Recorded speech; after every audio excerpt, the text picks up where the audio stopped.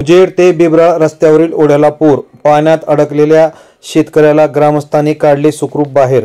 शिरूर आनंदपाळ तालुक्यात गेल्या काही दिवसापासून होत असलेल्या मुसळधार पावसात नदी नाल्याला पूर आलेला आहे।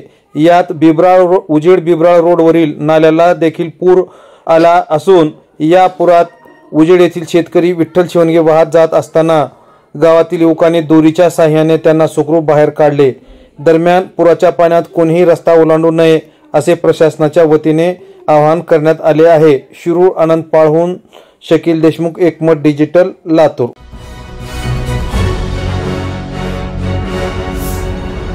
Thanks for watching Ekmat Digital.